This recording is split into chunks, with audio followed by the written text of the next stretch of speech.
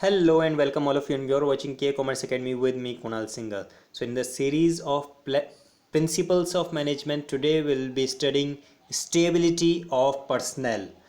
Before starting that personal का meaning I hope आप लोगों को ध्यान होगा, नहीं अगर याद है तो मैं बता देता हूँ. Word personnel means employees. Work employees of in the organization is represented by word personnel. So stability of personnel mean एक पर्सन को ऑर्गेनाइजेशन में आपने जॉब पे रखा, उस पर्सन ने 2 महीने काम किया और आपने उसको जॉब से निकाल दिया. दूसरा एक नया एम्प्लॉय आपने रखा, उसने 3 महीने काम किया, फिर आपने उसको जॉब से निकाल दिया.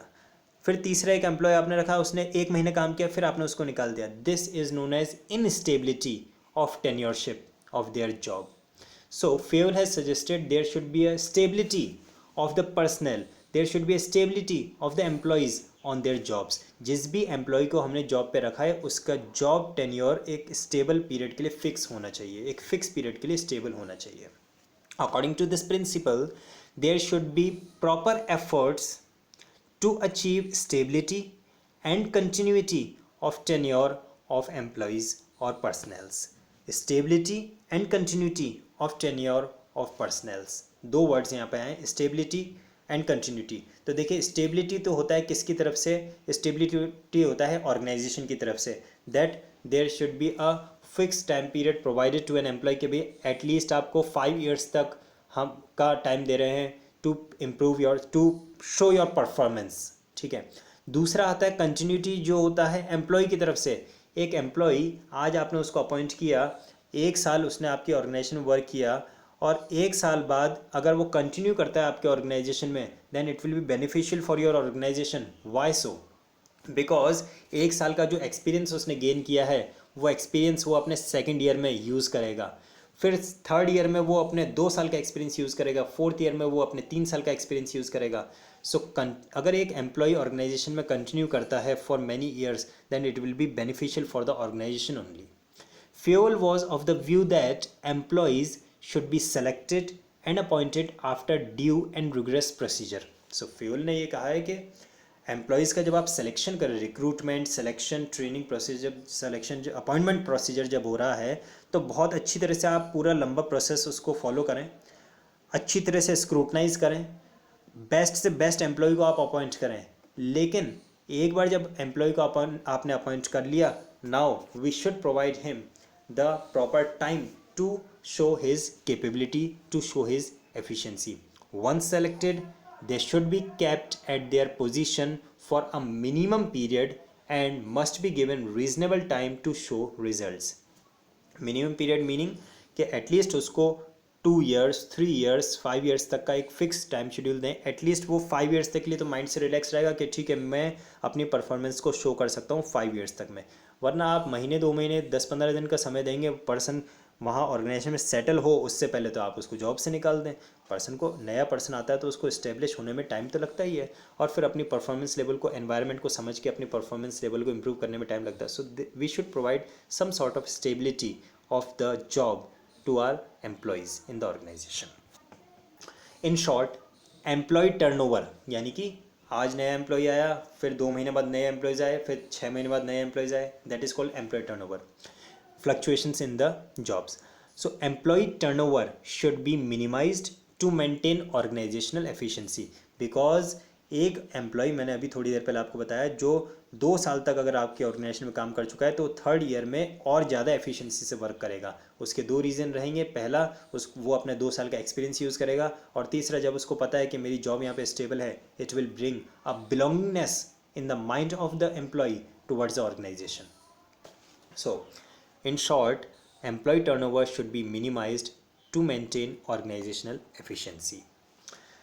Continuous changes will create instability and insecurity among employees and they would tend to leave the organization. अब मान लीजिए अगर कोई स्टेबिलिटी आप नहीं देते, किसी भी एम्प्लॉय को ये पता नहीं है, आप कभी भी उसको निकाल सकते हैं. आपने जॉब पे रख लिया है, अच्छा वो वर्क कर रहा है, हो गए 6 महीने हो गए, लेकिन अभी भी कोई जॉब सिक्योरिटी नाम की कोई चीज़ नहीं है.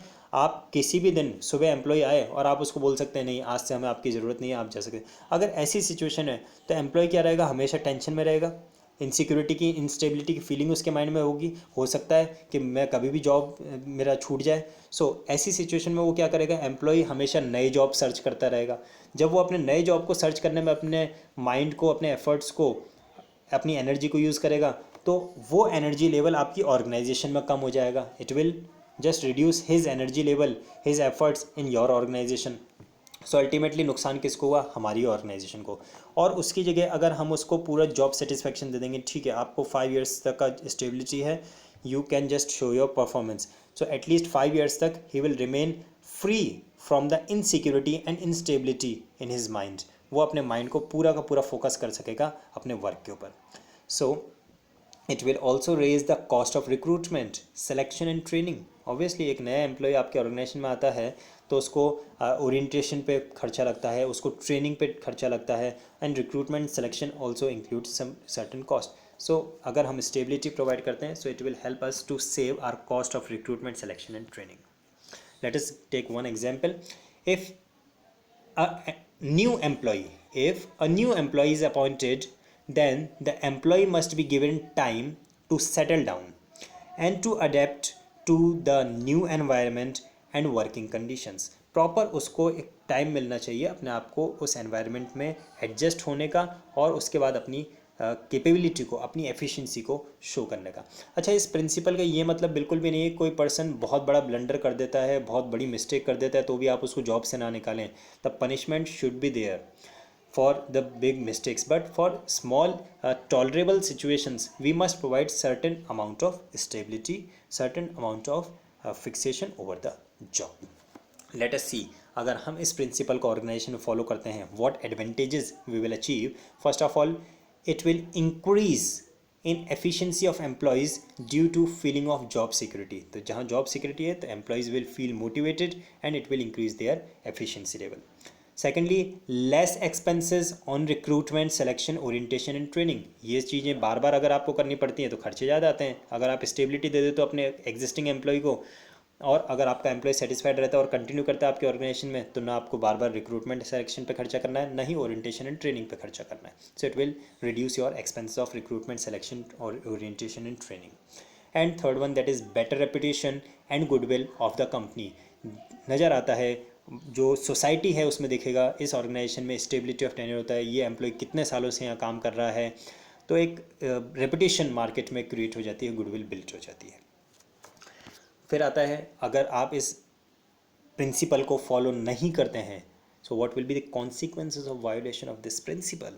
so first of all, unnecessary labor turnover creates an atmosphere of disbelief, distrust, so tension in the organization.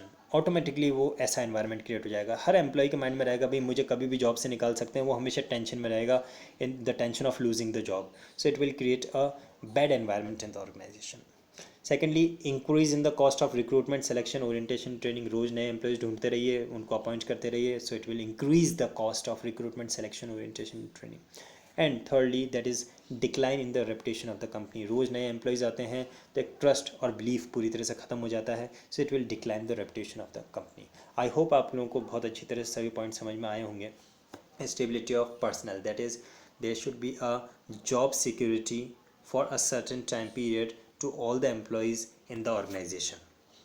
अगर अभी भी आपको कोई डाउट बचा है तो आप वीडियो को रिवाइंड करके दोबारा से देखें, या फिर आप कमेंट में लिखें, I will reply to your queries, to your doubts.